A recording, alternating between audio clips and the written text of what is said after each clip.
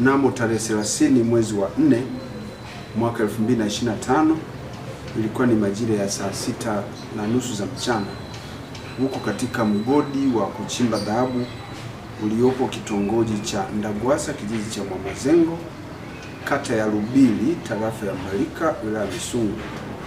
Watu 4 ambao ni wafanyakazi wa mgodi wa huo wa dhahabu unaofahamika kwa jina la Soft Gold Construction Engineering Company Limited walifariki dunia wakiwa katika mashimo yaliyochimbwa katika mgodi huo wa dhahabu, na walifariki kwa kukosa hewa.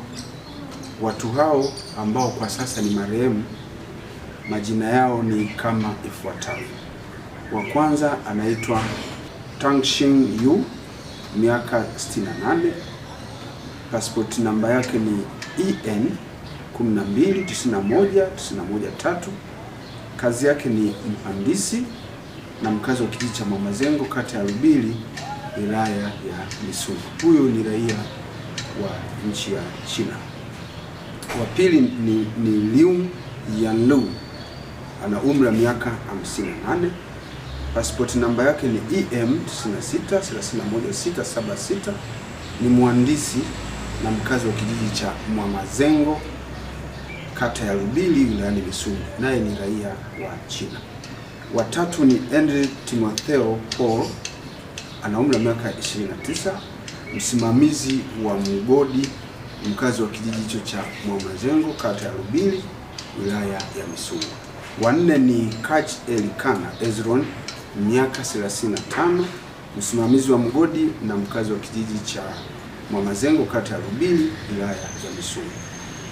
Inadaiwa kwamba siku hiyo ya tukio, watu hao ambao wote ni wafanyakazi katika mgodi huo waliingia kazini katika shimo la uchimbaji wa madini aina ya dhahabu, ndipo walikosa hewa.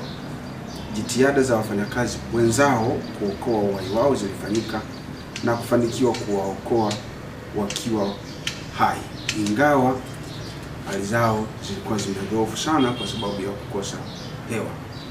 Jitihada ziliendelea kuwachukua kwa ajili ya kuwapeleka kwenye kituo cha afya kilichokuwa jirani kwa ajili ya msaada zaidi.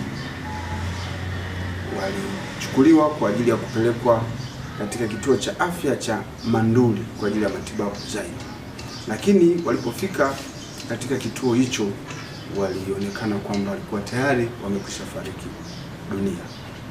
Miili yao iliweza kuchukuliwa kutoka hapo kwenye hicho kituo cha afya na kupelekwa Ugando hospitali kwa ajili ya hifadhi.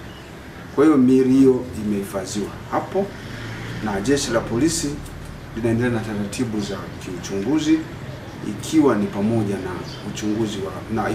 na kufanya postmortem ya miili yote hiyo.